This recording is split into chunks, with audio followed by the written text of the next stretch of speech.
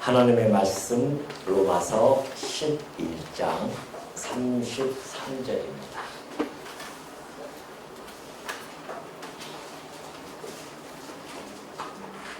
로마서 11장 33절.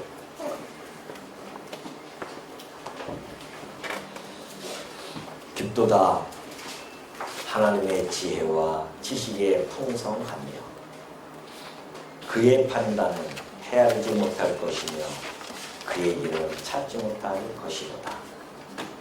누가 주의 마음을 알았느냐? 누가 그의 모사가 되었느냐? 누가 주께 먼저 드려서 갚으심을 받겠느냐? 이는 만물이 주에게서 나오고 주로 말미암고 주에게로 돌아갑니다. 그에게 영광이 세세에 있을지어다. 아멘. 바울은 로마서 1장부터 11장까지를 통해서 십자가의 도를 하나하나 풀어서 진술해 간 다음에 마지막에 오늘 33절부터 36절처럼 정말 감탄에 맞지 아니하고 뿐만이 아니라 하나님께 영광을 돌리는 이러한 찬송을 하게 됩니다.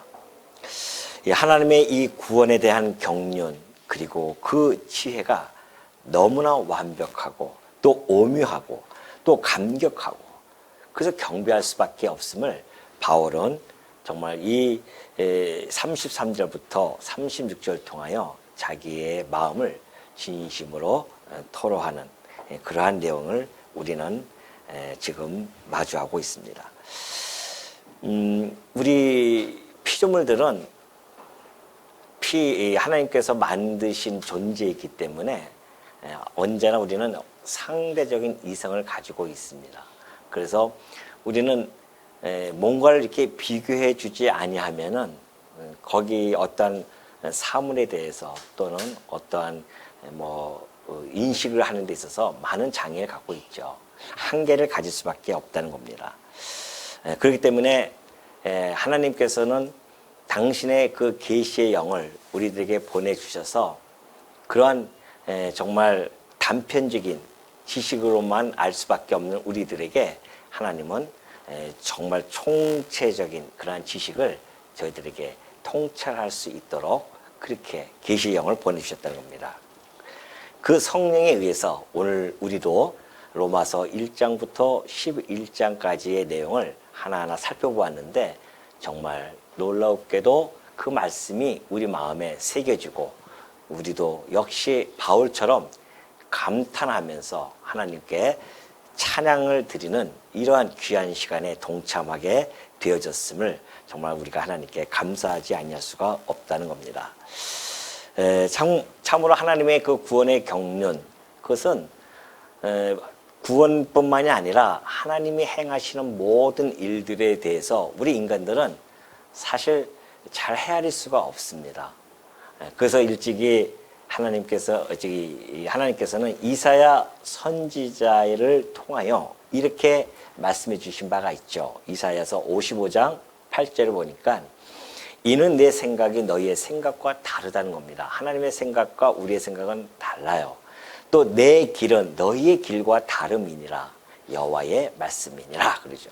이는 왜 그러냐 하면은 하늘이 땅보다 높음 같이 내 길은 너희의 길보다 높으며 내 생각은 너희의 생각보다 높기 때문에 그렇다는 것입니다. 그러니까 하나님이 구원에 가시는 이 섭리의 과정, 그 원리 그걸 보면은 참으로 우리로서는 이해할 수 없는 그런 일들이 많이 나타납니다. 그래서 우리가 이상하다. 그래서 많은 사람들이 그 십자가의 도에 대해서 거부를 할 수밖에 없습니다. 그런데 그 십자가의 도를 받아들이는 자는 특별히 하나님께서 택하신 자들로서 하나님이 특별히 구별되어진 성도만이 이 하나님의 구원의 섭리, 그 경륜, 이 오묘함 이런 것들을 우리는 충분히 깨달을 수 있게 되어졌다는 것이죠. 이것이 우리가 가지고 있는 정말 참 행복이 아닐 수가 없습니다. 자, 우리 로마서 1장부터 11장까지 전체를 압축해서 설명해 드리면은 바로 이런 내용이죠.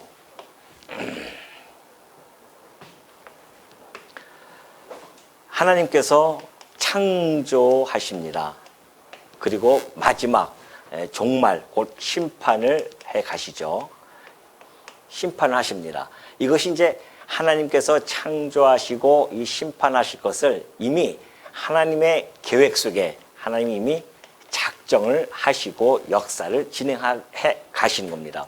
그러니까 역사를 하나님께서 창조하시고 지나가다 보니까 인간이 하도 하는 꼬라지가 괘씸해서 심판을 해야겠다라고 그렇게 하신 분이 아닙니다. 그렇게 되어지면은 이 하나님에 대한 이 속성에 대한 커다란 오류가 발생되어지죠. 하나님은 절대 주권자이신데 인간에 따라서 그 모든 역사가 진행되어질 수밖에 없는 결과를 낳게 되어집니다. 그럼 하나님이 이 작정되어진 것이 자꾸만 수정돼 가는 거죠. 인간은 그럴 수 있어요. 인간은 계획 세우고 작정을 한다 할지라도 과정 속에서 계속해서 수정이 되어지지만 하나님은 한번 작정하신 것은 변치 않고 이루어 나가십니다. 왜 그러냐면 하나님이 본래적으로 가지고 있는 속성 중에 하나가 바로 불변성이 있기 때문에 그렇습니다. 또한 신실성이 있기 때문에 그래요. 그렇기 때문에 이 역사라고 하는 것은 이미 하나님이 작정한 대로 이루어져 갑니다. 그래서 하나님이 이미 창조할 때에 심판을 계획하시고 시작을 하신 겁니다. 자, 그렇다고 한다면은 이제 창조한 모든 피조물 중에 하나님께서 만드신 것이 있는데 그것이 바로 선악과입니다. 선악과라고 하는 것을 만드시죠. 모든 많은 인간들은 이 선악과가 출현되어진 것에 대해서 많은 의문점을 갖고 있습니다. 지난번에 말씀드렸듯이 아니 하나님이 창조하실 수 있는 분이신데 좋은 것만 만들면 되는데 왜 인간이 불순종하게 되어지면은 죽을 수밖에 없는 그러한 상황에 처할 수 있도록 선악과를 만드시는가? 만약에 선악과를 만들지 아니하셨다고 한다면 우리가 인간들이 이렇게 괴로움 속에서 살아가지 않아도 될 터인데 말입니다. 그러면 오늘 이 시간에 여러분과 저도 여전히 이 에덴 동산에서 정말 행복하게 살았을지 않았을까? 혹시 이런 생각을 하실 수도 있습니다. 근데 하나님의 생각은 우리의 생각과 다르다는 겁니다. 우리는 그렇게 되어지면 행복할 줄 알지만은 실상은 우리가 경험해 보니까 이 땅에서 아까 얘기했듯이 서두 얘기했듯이 상대적인 이성을 우리는 가지고 있어요. 그래서 비교 감각을 통해서 경험을 통해서 우리는 인식할 수가 있습니다. 그렇기 때문에 만약에 우리가 이때 태어나서 계속해서 그렇게 에덴 동산에 살았다고 한다면 아마 우리들의 가슴 속에는 행복이라든가 감동이라든가 뭐 이런 것들의 단어들은 존재하지 않을 수가 있습니다. 왜? 태어날 때부터 계속 그렇게 살아가니까. 꾸준히 그렇게 살아간다고 한다면 무슨 재미가 있겠습니까? 우리가 이 땅에 태어나서 여러 가지 어려움도 겪고 또한 형통함도 우리가 맞이하게 되어지고 그래서 하나님이 공고함과 형통함을 주시는 것은 이걸 통해서 우리가 공고할 때 힘들잖아요. 또 형통할 때에 기쁨이 오고 즐거움도 오고 이러면서 우리가 그러한 과정 속에서 고통과 즐거움을 함께 경험해야 무엇이 더 행복한 줄을 알 수가 있단 말입니다. 그렇기 때문에 그것이 이제 피조물이 가지고 있는 한계죠. 그 한계를 너무나 잘 아시는 하나님께서는 그래서 이 선악과를 만드신 겁니다. 그래서 이 선악과를 만드시고 이것을 먹지 말라라고 하는 하나님의 명령이 주어지죠.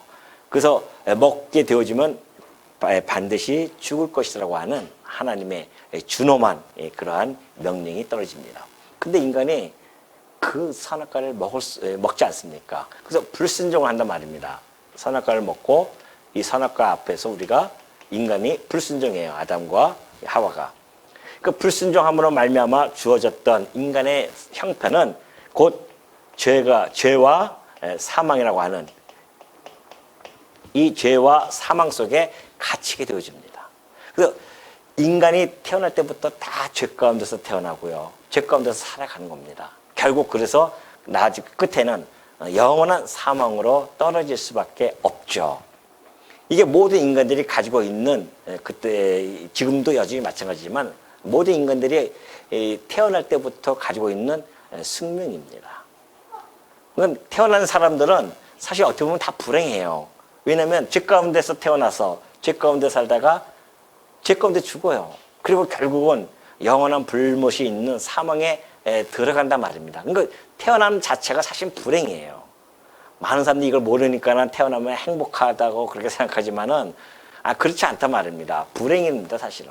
왜? 인간이 이 불순종 때문에 이런 결과를 맞이할 수밖에 없었다는 것이죠.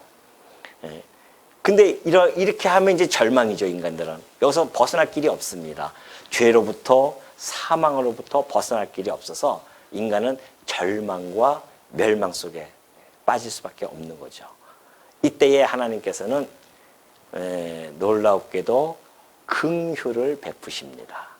긍휼이라고 하는 것은 바로 우리 주 예수 그리스도 아니겠습니까?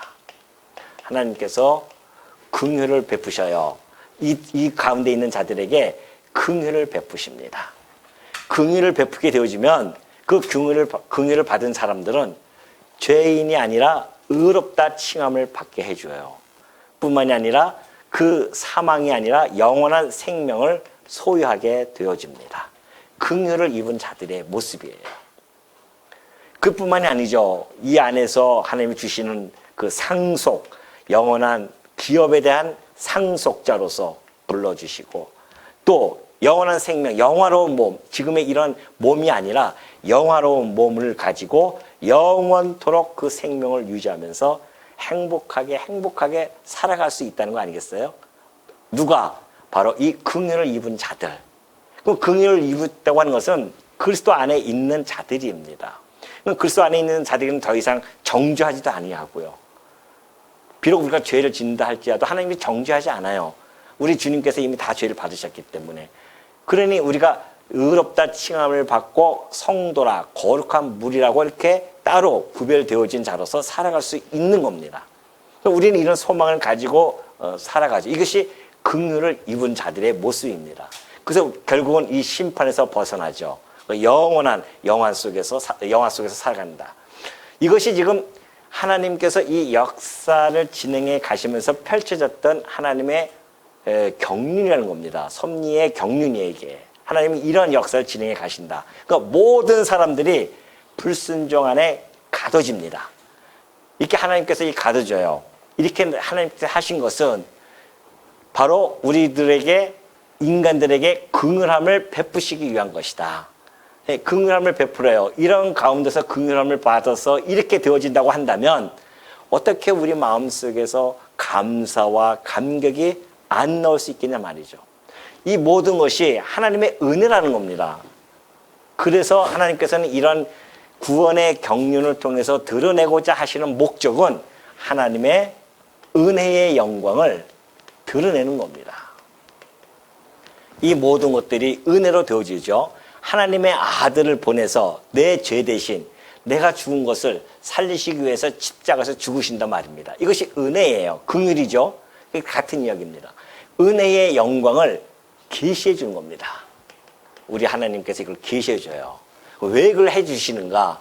이렇게 긍휼함을 입은 자들, 불순종 가운데서 절망 가운데 있는 자들로 하여금 긍휼을 통하여 소망과 기쁨과 희락을 주심으로 말미암아 그것을 은혜로 주셨음을 우리들로 하여금 알게 해 주셔서 결국은 우리를 찬송케 하려는 것이다. 이것이 하나님께서 구원 역사를 통하여 나타내고자 하시는 하나님의 목적입니다. 그러니 바울이 지금 1장부터 11장까지 이 내용을 설명한 겁니다. 쫙 설명해 나갔잖아요. 쫙 설명해 나가면서 결국은 이방인뿐만이 아니라 유대인들도 다시 이 불순종 안에 있었지만은 결국 그들도 긍휼함을 입을 것이다. 은혜 속에 있을 것이다. 그렇게 해서 하나님의 그 은혜의 영광이 드러나면 우리 성도들은 하나님을 영원토록 그 은혜의 영광을 찬송한다 말입니다. 이것이 하나님이 펼쳐나가고자 하는 구원의 경륜입니다. 그러니 바울이 이걸 깨달았어요. 이걸 깨닫고 나서야 이걸 다 설명해 주고 나서는 지금 33절이 터져 나온 겁니다. 야, 깊도다. 그런 거야, 깊도다. 우리 인간들 생각과 너무나 다르단 말입니다. 하나님이 하시는 걸 보니까 너무 달라요. 생각이 전혀 달라잖아요. 우리는 이때 그냥 계속해서 살고 싶었는데 하나님의 생각은 그게 아니었단 말입니다. 인간들로 하여금 다 이 가운데 집어넣고 건져냄으로 말미암아 하나님의 은혜의 영광을 찬송하면서 살아갈 수 있게 해주는 것. 찬송하는 우리가 얼마나 행복하겠습니까? 그 하나님의 은혜를 바라보면서 나를 죽기까지 사랑하는 그 하나님을 바라보면서 우리가 아버지라고 부를 수 있고 우리가 정말 천하디천한 인간들인데 그 신을 향해서 아버지라고 부를 수 있는 그 혜택을 우리에게 주시고 살아가게 해주시니 어찌 감사와 찬양이 안 나타날 수 있겠냐 말이죠. 그래서 지금 33절 보면 깊도다 그렇게 나온 겁니다. 이제 깊도다. 뭐가? 하나님의 지혜와 지식의 풍성함이 그렇게 깊다는 겁니다. 자, 이 지혜라고 하는 것은요, 하나님의 이 통치 원리를 지혜라고 합니다. 하나님이 이 모든 것을 하나님이 스스로 가지고 계신 지혜가 있으시잖아요. 그 지혜로 하나님의 이 통치 원리를 보여주신 겁니다. 얼마나 깊은지 몰라요. 뿐만 아니라 이 지식이라고 하는 것은 이 통치 원리를 뒷받침하는 그러한 하나님의 지적인 능력이란 말이죠. 그 지적 능력, 곧 전지함을 통해서 하나님께서 이것을 펼쳐 가셨단 말입니다. 그러니 어떻게 그 하나님의 지혜와 지식에 대해서 우리가 찬양하지 아니할 수가 있겠습니까? 자, 정말 하나님의 지혜와 지식은 풍성합니다. 우리가 도저히 알 수 없는 그런 일들을 하나님이 하나하나 해 나가시죠. 누가 이걸 계획할 수 있겠습니까? 인간으로 하여금 이렇게 이런 가운데 가둬뒀다가 하나님의 아들을 그것도 보내서 죽이셔서 긍휼을 베풀어서 이런 엄청난 영광을 소유하게 해주심으로 말미암아 찬송하면서 영원토록 살게 하겠다고 하는 이런 하나님의 시나리오, 이때 이미 작정 다 되어져 있는 것이죠. 그러니까 이걸 깨닫는 자는 정말 하나님의 복을 받은 자들입니다. 오늘 여러분들이 그래서 복 받은 자들이에요. 다른 복 필요 없습니다. 사실은 우리는 이미 신령한 복을 다 받은 자들입니다. 이걸 깨달은 자들만이, 신령한 복을 이미 받은 자들만이 깨달을 수가 있기 때문에 그래요. 바울도 이걸 깨달았습니다. 오늘 여러분도 이걸 깨달았습니까? 안 깨달으죠. 로마서 1장부터 지금 11장까지 몇 강입니까, 이게? 이거 결론을 마무리 짓는데 눈만 말똥말똥 뜨고 계시는 거예요, 지금. 깨달았습니까?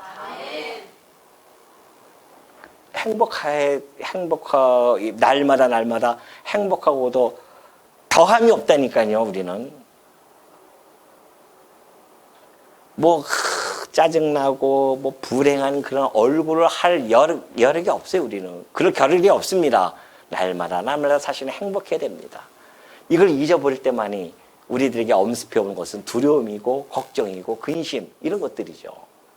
이 하나님의 섭리를 알게 되어지면 그 하나님의 속성을 우리가 안단 말입니다. 하나님의 영광을 계시한다고 하는 것은 하나님의 속성이에요. 그 속성을, 영광을 우리가 알게 되어지면 우리로서는 그 하나님을 아버지로 섬기면서 살아가는 자들인데 이 땅에 살아가면서 무엇이 염려 있고 걱정이 있겠습니까? 이것이 이제 36절에 나타난단 말입니다.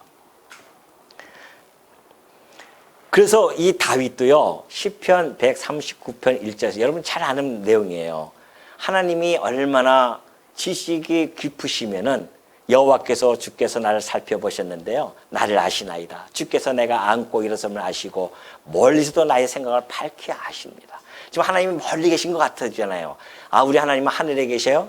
천만의 말씀입니다. 하나님은 편지하시기 때문에 하늘뿐만 아니라 지금 내 마음에도 함께하고 계시고 여기도 함께 가득 차 계시죠. 그러나 시적으로 지금 다윗은 이렇게 표현을 해주고 있습니다. 여호와께서 나를 살펴보셨는데 주께서 내가 안고 일어섬을 아시고 멀리서도 나의 생각을 밝히 아십니다. 나의 모든 길 내가 눕는 것 살펴보셨으므로 나의 모든 행위를 익히 아시오니 여호와여 내 혀의 말을 알지 못하는 것이 하나도 없으십니다. 다시 이게 무슨 얘기예요? 하나님은 나에 대해서 모든 것을 아신다는 겁니다. 이것은 한 인간의 단편적인 그러한 지식에 머문 것이 아니라 이 노래는 더 퍼져나가서 더 확대해서 전 우주 만물을 다 하나님이 아시죠. 왜? 당신 지으셨으니까 다 안단 말입니다. 그러니 우리가 아는 지식과 하나님이 아는 지식은 전혀 차원이 다른 지식이에요. 우리는 아는 지식은 겨우 그냥 우리가 경험하는 그 정도의 지식 아니겠습니까? 그걸 최고의 지금 뭐 학이라고 그렇게 얘기하지 않습니까? 과학을 갖다가 최고의 학문이다. 왜? 경험한 것을 가지고서는 그 확증되어진 것만 가지고 이야기하기 때문에. 그런 인간의 경험은 한계가 있죠. 7, 80년 경험해봤자 무슨 경험을 그렇게 하겠습니까? 이 우주를 다 경험하겠습니까? 이 세계를 다 경험하겠습니까? 이 한국 땅도 다 경험하지 못하고 이 청주 지역에서도 다 경험하지 못하는 우리의 삶일지언데 그렇게 얕은 경험을 한 자들이 어찌 그 깊으신 하나님을 이 세상을 만드시고 지혜와 지식으로 만드시고 섭리하시는 그 하나님에 대해서 알 수가 있겠냐 말이죠. 그래서 이 바울이 얘기했듯이 지혜와 지식이 풍성하기 때문에 그의 판단을 헤아리지 못한다는 겁니다. 하나님이 행하시는 이 판단, 행하는 일들은 우리가 헤아릴 수가 없습니다. 그 헤아릴 수 없기 때문에 하나님께서는 당신의 그 지혜와 지식을 예수 그리스도에게 담아서 이 땅에 보내주신 거예요. 헤아릴 수 있도록. 자, 보십시오. 골로새서 2장 3절 보니까 그 안에는 그래요. 누구예요? 그리스도 안에는, 하나님의 비밀인 그리스도 안에는 지혜와 지식의 모든 보화가 감춰져 있습니다. 하나님의 그 지혜와 지식의 보화가 그리스도에게 감춰져 있어요. 그 지혜와 지식을 가지고 이 땅에 오셨단 말입니다. 그래서 우리는 예수 그리스도를 통하여 하나님의 지혜와 지식을 알 수 있게 되어진 거예요. 안 그러면 알 수가 없어요. 이 자연의 모든 이 우주의 법칙, 우주의 그 신비함, 이런 걸 우리가 지금 다 모르지 않습니까? 그러나 이 구원에 있어서는 예수 그리스도를 통해서 우리가 구원받는다고 하는 이 지혜, 이 지식은 우리가 그리스도를 통해서 충분히 알 수가 있습니다. 그래서 하나님께서는 이 그리스도에게 지혜와 지식의 모든 보화를 감춰놓고 이 땅에 보내주셔서 마지막 이 요한계시까지 모든 걸 다 계시해줘서 우리에게 헤아릴 수 있도록 해주신 겁니다. 그렇다고 해서 하나님의 모든 것을 다 헤아릴 수는 없어요. 그래도 하나님이 계시해 주는 것만큼만 우리는 헤아릴 수 있습니다. 그러니까 우리가 성경에 있는 계시되어진 것만 우리가 알 수 있는 것이지 하나님이 이 성경 안에 당신의 모든 것을 다 기록한 건 아니란 말입니다. 그러니까 우리는 알 수가 없죠. 하나님의 우주의 이 신비함을 여기다 다 기록 안 해놓으셨잖아요. 그럼 겨우 한 장에 딱 처리해버린단 말입니다. 그리고 우리에게 초점을 맞춰서 구원에 대한 역사를 쫙 펼쳐나가지 않습니까? 그러니까 우주에 대한 신비는 그런 신비로 남겨두는 거예요. 우리는 탐구해봤자 탐구도 못해요. 인간이 아무리 발달되어진다 할지라도 몇 억만 년을 가야 하는 그 별을 어떻게 우리가 가서 확인할 수 있겠냐 말이죠. 하나님의 그 놀라운 전능하심으로 그럼 우리는 그런 찬양을 할 뿐이지 그걸 다 경험하지 못한단 말입니다. 그러한 얄팍한 경험을 가지고 하나님이 없다라고 하는 자들, 그런 자들을 이 시편에서는 어리석은 자라고 그렇게 명명하지 않습니까? 어리석다다. 하나님이 없다는 자들이요. 근데 오늘 우리는 이 하나님의 지혜와 지식을 그리스도를 통하여 알게 되어지는데요. 그럼에도 불구하고 그의 판단은 우리는 헤아리지 못할 것이며 그의 길은 찾지 못할 것이로다. 그려졌어요. 하나님의 그 오묘한 신적 지혜에서 섭리되어지는 모든 하나님의 그 공의로우신 심판들, 이 모든 것들, 섭리들 우리 인간으로서 도저히 헤아릴 수 없음을 보여주고 있죠. 그러면서 그의 길은 찾지 못합니다. 우리가 그의 길을 열어주는 것만큼 찾을 수 있죠, 우리는.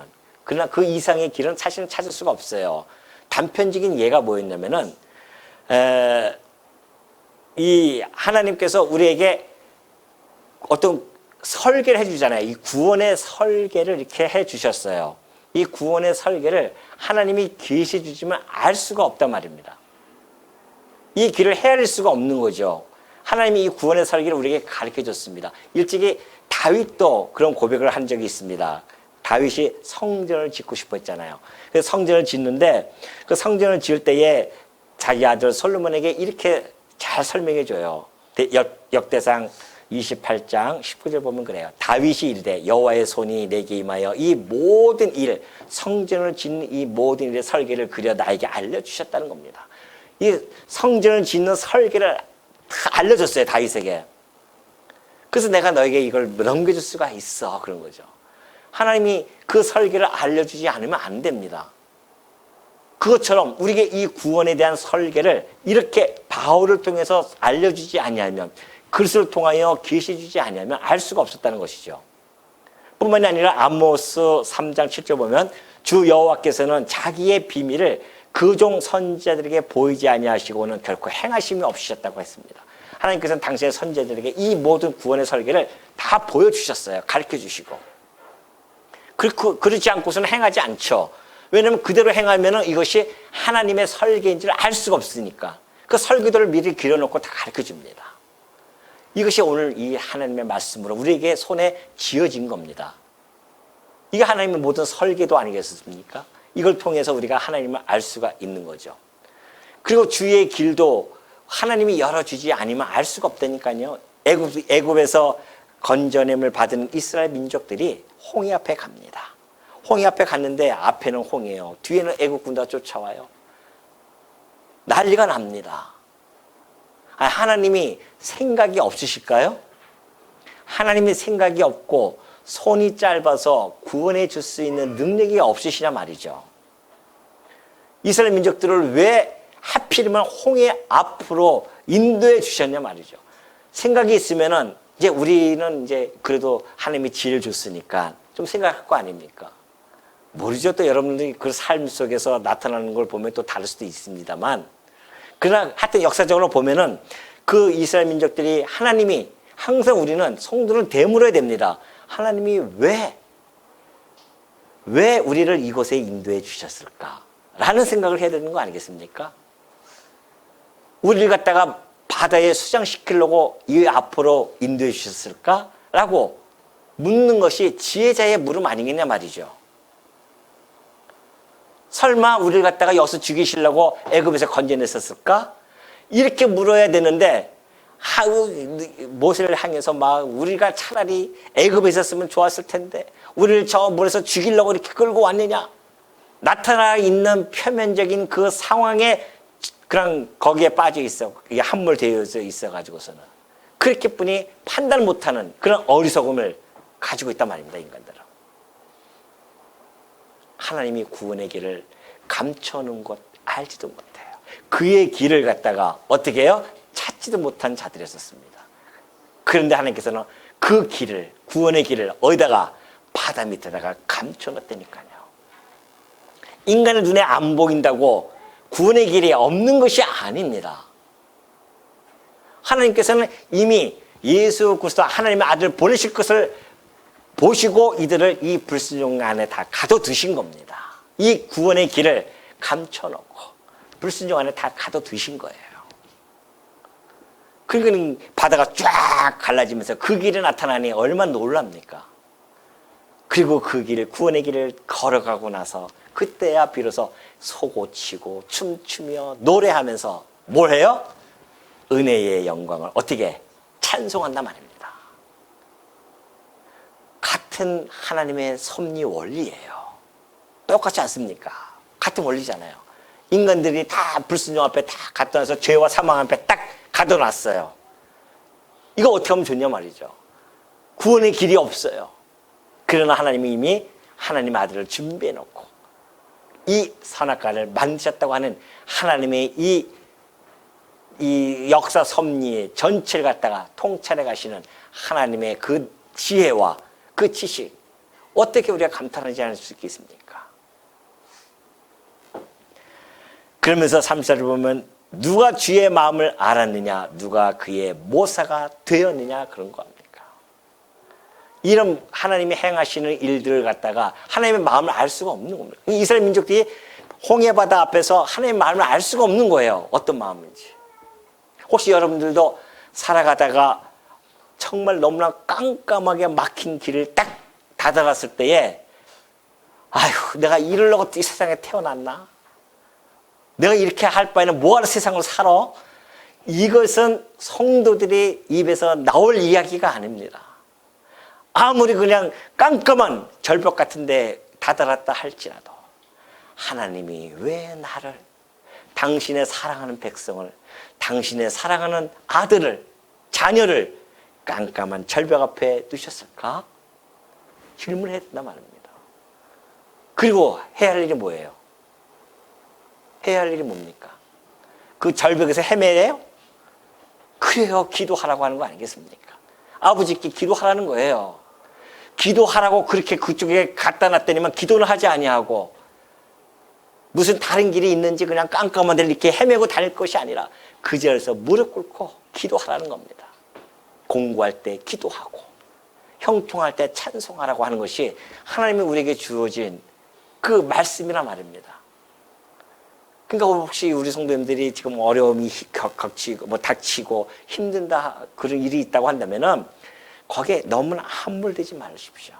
하나님이 이미 뭘 준비해 놓으셨다? 무슨 길? 그 나로 하여금 다음 길을 준비해 놓고 그 길로 인도하신 겁니다. 제 짧은 생애를 보더라도 항상 저도 직장생활 많이 한 사람이에요. 근데 그 직장생활 할 때마다 하나님께서 탁 어느 때는 그만두게 하시고 어떤 때 하시고 모든 것들이 보면은 다 준비해 놓고 착착착 인도해서 지금까지 이 길로 인도해 주신 거 아니겠습니까? 이게 하나님이 하시는 일입니다. 그걸 우리가 믿고 살아가기 때문에 이런 말씀을 그냥 우리가 역사 속에서 그냥 일어나는 일, 나와는 상관없는 이 종이 안에 지면에 있는 하나의 글로만 받아들인다고 한다면 무슨 의미가 있습니까? 이 말씀이 내게서 살아 움직여야 되죠. 왜? 이 말씀은 우리의 생명의 말씀이니까. 이걸 먹음으로 생명력이 있어서 움직여 나가야 된단 말입니다. 우리가 누가 주의 마음을 알았느냐 말이죠. 하나님의 구원 설계는 너무 깊고 오묘하여 하나님께서 보여주기 전에는 알 수가 없다는 사실. 우리는 그 하나님이 보여줬기 때문에 지금 우리는 알 수 있다는 사실을 잘 보여주고 있어요. 그러니 누가 주의 마음을 알았느냐, 누가 주의 모사가 되었느냐. 유한 자는 이 무한 자를 파악할 수가 없습니다. 도저히 알 수가 없죠. 오묘한 이 영적인 이 진리, 이 영적 진리에 대해서 알 수 있는 것은 오직 성령을 통해서만 알 수가 있습니다. 오늘 여러분들 이것이 그냥 쉬운 이야기인 줄 아십니까? 지금 제가 이렇게 설명해 둔 것이 쉬운 이야기가 아니에요. 쉬운 이야기고 알아들 수 있는 얘기라면 세상 사람들이 다 알아듣습니다. 안 돼요. 이거 밖에 나서 지금 당장 나와서 얘기해 보시라니까 친구들한테. 이런 얘기하면은 아이고 다 이래요. 이해할 수 없다는 겁니다. 난 이해할 수 못해. 당연하다고 해야 돼요. 그저 이해하지 못해. 아, 저 바보 같은 녀석들. 이렇게 하시면 안 돼요. 그건 당연한 겁니다, 인간들이. 왜? 유한한 존재이기 때문에 무한한 하나님의 이 섭리교는 어떻게 헤아릴 수 있겠냐 말이죠. 알 수가 없습니다. 그래서 누가 그의 모사가 되냐 말이죠. 인간이 모사가 된다? 인간이 가서 하나님 앞에 이렇게 할까요? 이렇게 합시다. 그렇게 할 수 있는 책략가가 되어질 수도 있는 존재들이 아니란 말입니다. 어떤 분이 그런 이야기 하더라고요. 인간이 만약에 하나님 앞에 모사가 된다고 하는 것은 마치 저 태양 앞에 태양이 이렇게 밝게 비쳐 있는데 촛불 하나 켜놓고서는 그냥 그 촛불 하나 켜놓은 것 같은 그런 것 같다는 겁니다. 그 촛불 하나가 태양빛에서 뭘 영향력을 행사할 수 있겠습니까? 우리 인간은 하나님 앞에서 하나님 저 이렇게 좀 할까요? 저렇게 좀 해주십시오. 이렇게 합시다. 뭐 이렇게 합의해가지고 되어질 일이 아니라니까요.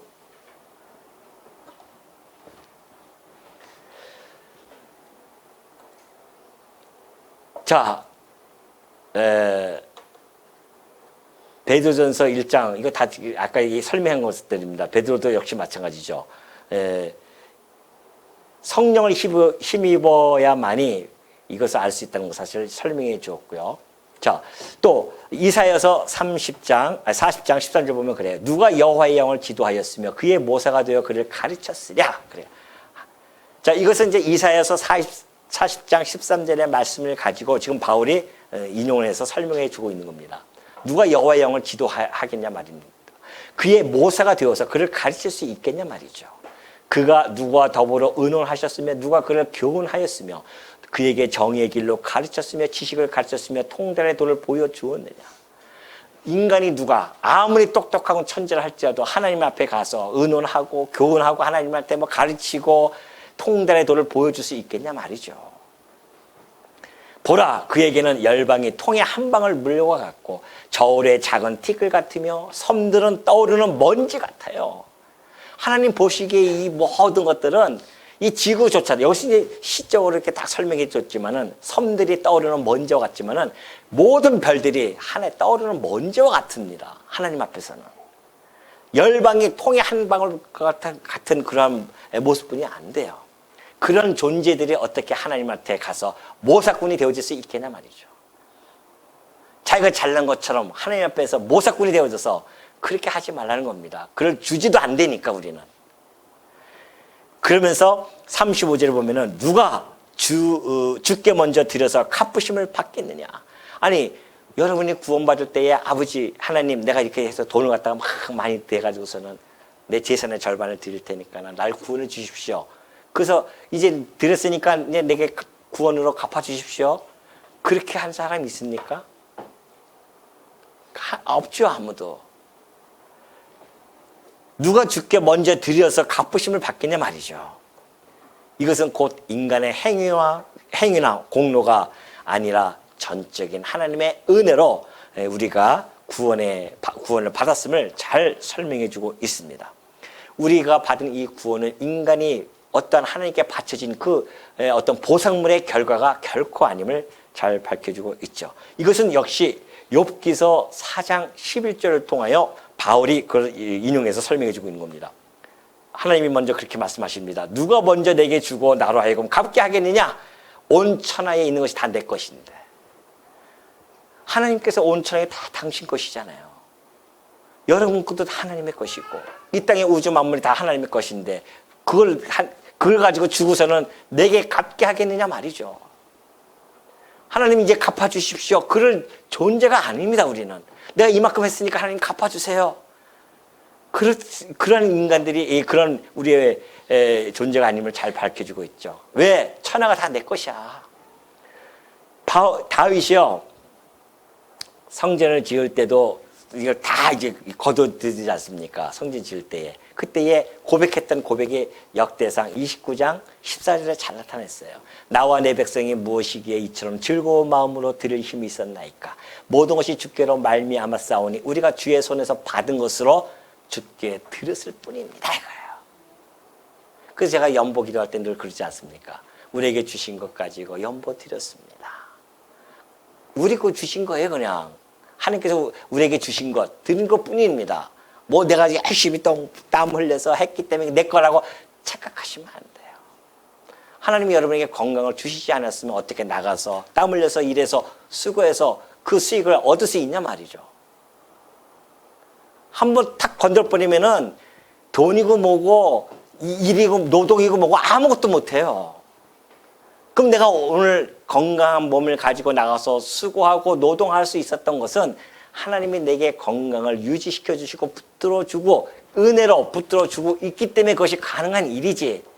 하루에 숨 쉬면서 일하고 수고했던 이 모든 일들이 하나님의 은혜하고는 상관이 없다고요? 오늘 하루의 삶이 우리의 하나님의 은혜 안에서 우리가 살아가는 것이지. 하나님의 은혜가 떨어지게 되어지면 우리는 오늘날도 그냥 고꾸라지는 겁니다. 그러면 우리가 일하고 싶어도 일도 못하고요. 그러니 우리가 날마다 하나님께 감사할 수밖에 없는 이유가 거기에 있습니다. 내가 잘나서 지금 건강해서 직장 다니는 게 아니라니까요. 그래서 우리는 우리 조상들과 같이 주님 앞에서 이방 나그네와 거류민들이라 아무것도 아니라는 겁니다. 세상에 있는 날이 그림자 같아서 희망이 없습니다. 이 세상에 있는 것들이 다 그림자와 같아요. 우리는 희망이 없어요. 근데 우리 하나님 여호와여, 우리가 주의 거룩한 이름을 위하여 성전을 건축하려고 미리 저축한 이 모든 물건이 다 주의 손에서 왔사오니 다 주의 것이니라. 이런 고백이 우리들이 있어서 날마다 터져나와야 됩니다. 하나님, 오늘도 당신의 것을 가지고 이 땅에 나가 숨쉬고 기도하며 살았습니다. 이것이 우리들의 기도가 아니겠어요? 그러면서 36절에서 마지막 결론을 합니다. 34절에 보면은 우리가 하나님을 완전히 알 수 없습니다. 우리는 그 고백이었고, 35절에서 보면은 하나님, 33절이죠. 33절 우리는 하나님을 완전히 알 수 없었습니다. 34절 보니까 우리는 하나님과 어떻게 공모할 수 있는 그런 존재들이 아닙니다. 그리고 마지막으로 35절에서는 우리가 하나님께 책임을 지을 수 없습니다. 그 이유가 도대체 뭔가? 그것이 36절 마지막 결론이 나옵니다. 이는 왜 그러냐 하면은 만물이 주에게서 나오고 주로 말미암고 주에게로 돌아감이라 그래요. 모든 만물이 다 주님, 여기서 주라고 하는 것은 여호와란 뜻입니다. 과거에 그 70인 번역할 때 여호와 이름을 다 주로 번역을 해놨기 때문에 주 여호와께서 모든 만물이라는 것은 만사도 다 포함되어 있습니다. 만물, 만사 모든 것이 다 주께로부터 나왔잖아요. 다 하나님이 다 창조해 주셨고 모든 것이 다 하나님의 당신의 계획하신 대로 형상을 만들고 다 했단 말입니다. 주께로부터 나왔어요. 그걸로 끝나는 것이 아닙니다. 주께로 말미암아요. 주께서 유지해 가신단 말입니다. 그리고 마지막으로 주께로 다시 돌아갑니다. 모든 피조물 만물과 만사의 최종적인 목적은 어딘가? 그 목적지가 어디예요? 하나님이십니다. 왜요? 하나님이 시작이시니까. 하나님이 끝이시고. 그 우리는 모든 이 역사가 지금 진행되어져 가는 것은 정말 그 종착지는 하나님이십니다. 하나님께 다 돌아가는 겁니다. 그러니 바울이 이러한 모든 것을 깨달은 바울이 어찌 이러한 찬양이 나오지 아니할 수가 있겠냔 말이죠. 모든 만물이 하나님으로부터 말미암아 움직이고 활동하고 보존되어진다는 사실을 바울은 깨달았고, 또 만물의 모든 질서가 유지되어지는 것도 하나님께서 이 모든 것들을 붙들고 운행하고 계시기 때문에 그렇다는 것을 바울은 너무나 잘 알고 있습니다. 그러니 우리가 이 연약한 피조물, 여러분과 저도 마찬가지입니다. 우리의 이 연약한 피조물인데 우리가 만물의 우리의 기원이 바로 하나님이라는 사실, 우리가 지금 현재 살아가고 있는 현재 이 모든 것들이 역시 하나님이 나를 붙들고 계신다는 사실, 그리고 결국은 우리는 하나님에게로 돌아간다는 사실을 아는 자들은, 이 말씀을 깨닫는 자들은 이 말씀으로 깨닫는 것이 아니라 이 하나님께 영광을, 찬양을 돌려드릴 수밖에 없습니다. 그래서 바울은 그에게 영광이 세세에 있을지어다, 이 모든 일을 통하여 드러나신 그 영광이 하나님께 영원토록 있을지어다라고 바울은 찬송을 할 수밖에 없었습니다. 오늘 우리들도 마찬가지입니다. 오늘 우리 이 말씀은, 이 진리는 진정 우리의 삶의 현장에서 우리의 삶의 현장을 이끌어가는 동인이 되어질 수가 있습니다. 이 말씀이 주께로부터 나왔고 주께로 말미암고 주께로 돌아간다는 사실은 우리 삶의 현장에서 그대로 생생하게 작동이 되어집니다. 여러분들이 지금 현재 살아가고 있는데 하나님께서 나를 지금, 내가 하나님으로부터 나왔고 지금 하나님을 더불어서 살아가고 있다. 그리고 내가 결국은 하나님께 갈 자인데, 그렇다고 한다면 이 짧은 생에 살아가면서 우리가 어떠한 삶을 살아가야 되는지, 또 어떠한 마음을 가지고 살아가야 되는지, 우리가 바라봐야 할 대상이 누구인지, 우리가 소망을 하며 살아갈 대상이 누구인지를 너무나 정확하고 선명하게 우리에게 밝혀주고 있는 말씀이란 말이죠. 모든 것이 주께로부터 나왔고 주께로 말미암고 주께로 돌아간다는 이 놀라운 진리, 여러분이 믿으시면 아멘으로 화답하시기 바랍니다.